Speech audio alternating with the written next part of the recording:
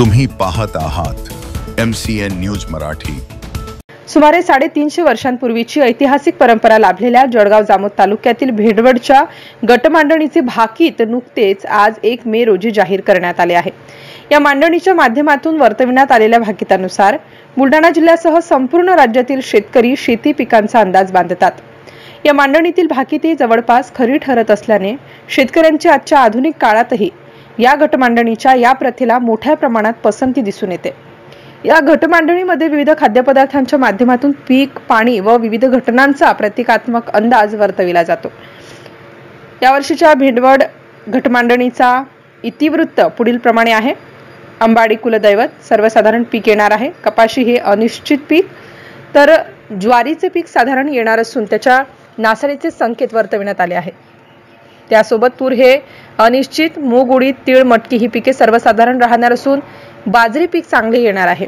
साळी पीक कमी जास्त येणार असून जवस पिकाची नासाडी होण्याची भीती व्यक्त करण्यात आली आहे। गहू हे पीक अनिश्चित व सर्वसाधारण राहणार आहे, तर हरभरा पीक कमी जास्त पीक येणार असून करडई मसूर हे पीक सर्वसाधारण असणार आहे।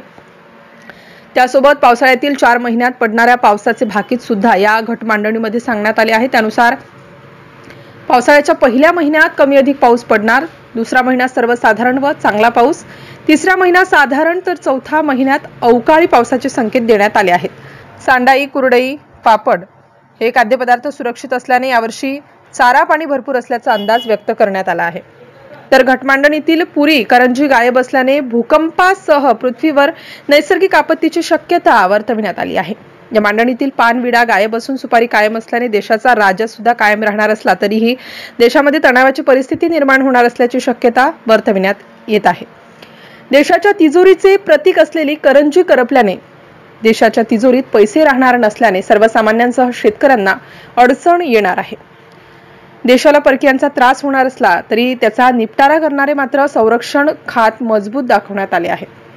या भाकिताद्वारे पिकाची परिस्थिती ही सर्वसाधारण राहणार असल्याची माहिती पुंजाजी महाराज यांनी दिली।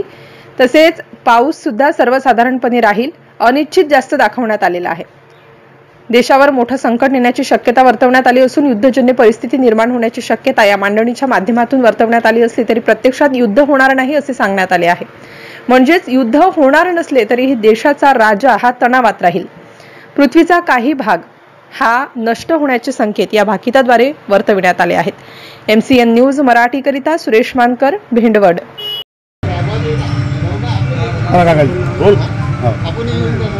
या वर्षीचे भेंडवडच्या मांडणीचं भाकीत याप्रमाणे पीक पाणी जे आहे ते सर्वसाधारण पिकाची परिस्थिती राहील आणि पावसाळा जो आहे तो पहिला महिना थोडा लहरी स्वरूपाचा आहे, पेरणी सार्वत्रिक होणार नाही। दुसरा महिना जो आहे तो सार्वत्रिक पाऊस होईल आणि भरपूर पाऊस होईल। तसंच तिसरा महिना जो आहे तो सुद्धा चांगल्या प्रकारचा आहे। चौथा महिना सुद्धा भरपूर पावसाचा आहे आणि अवकाळी पाऊस सुद्धा आहे। एकूण काही ठिकाणी अतिवृष्टी होईल असा यावर्षीच्या पावसाच्या बाबतीतचं भाकीत या ठिकाणी वर्तवलं जाते। तसंच जे राज्याची परिस्थिती आहे, देशाची परिस्थिती आहे, ही जी आहे करंजी नसल्यामुळे एकूण आर्थिक परिस्थिती पुरी विस्कटलेली राहील। तसंच राज्याची जी परिस्थिती आहे तर गादी नाही आहे, जो पानविळा ठेवलेला असतो तो गादी नाही, राजा आहे पण तो अंटा पडलेला आहे। आज गेल्या 45 वर्षापासून मी हे भाकीत सांगतो, पाहतो मांडणं, पण गादी नाही असा म्हणजे कधीतरी असं घडलं नाही। राजा नाही असं घडलं पण गादी नाही असं कधीतरी घडलं नाही। त्यामुळे त्या गादीविषयी फारसं असं सांगता येत नाही, परंतु थोडक्यात असं सांगता येईल की आमच्या आता ते अंदाजाप्रमाणे असं सांगता येईल की काही राज्यात राष्ट्रपती राजवट लागू शकते। पुरी गायब आहे तर काही पुरी गायब आहे। पुरी गायब असल्यामुळे पृथ्वीवर अनेक प्रकारचे संकट, नैसर्गिक संकट येऊ शकते। तसंच युद्धामुळे सुद्धा पृथ्वीचा नाश होऊ शकते। पृथ्वीचा भाग काही आपला जाऊ शकतो का? देशाचा भाग इतर राज्य नाही, देशाचा भागाचा नाही सांगता येत। त्याच्यात पृथ्वीचा भाग म्हटलं म्हणजे सर्व झालं त्याच्यात। तर युद्ध आपल्या शेजारील जे राष्ट्र आहेत आणि आपलं जे संरक्षण खातं आहे ते ठीक आहे, त्यामुळे आपलं युद्ध होणार नाही असं वाटते। परंतु जर झालंच तर मात्र महायुद्धासारखी परिस्थिती निर्माण होईल, त्यामुळे पृथ्वीचा नाश होऊ शकेल। पृथ्वीचा नाश होणे म्हणजे पृथ्वीच गायब होणे असं नाही आहे. पृथ्वीवरील लोकसंख्येचा नाश होणे याच नाव पृथ्वीचा नाश होणे. तसंच रोगराईचं प्रमाण वाढेल थोडं. याप्रमाणे यावर्षीचं भेंडवडच्या मांडणीचं भाकीत होतं. पीक परिस्थिती कशी राहील? पीक परिस्थिती सर्वसाधारण राहील. कारण जे खास म्हणजे तूर आहे हे पीक चांगलं राहील. ज्वारीचं पीक चांगलं राहील पण मंदी राहील.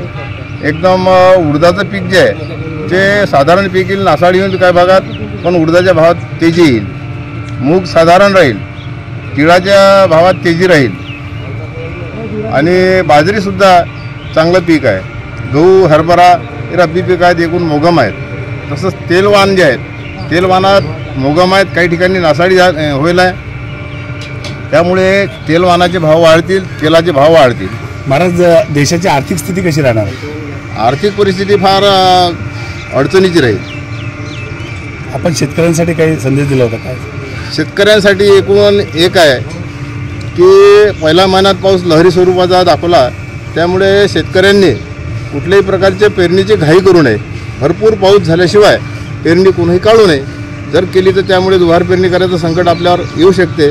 म्हणून पहिल्या महिन्यात ज्या ज्या भागात भरपूर पाऊस होईल त्यांनीच पेरणी करावी असं शेतकऱ्यांकरता. पारावरची मांडणी आपली घट मांडणी याचं सारांश काय दोन्ही याचं? पारावरची जी घट मांडणी आहे त्याच्यात माल तांबडा पडलेला आहे. त्यामुळे इकडे सुद्धा दाखवते की पाऊस जास्त आहे तर मालाची नासाडी होईल. आणि मालाची नासाडी झाल्यामुळेच पाहिजे असा मालाला भाव भेटणार नाही. त्यामुळे आर्थिक परिस्थिती विस्कटलेली राहील. आणि राजावर तणाव असल्यामुळे सर्वच आर्थिक परिस्थिती देशाची बिघडलेली राहील.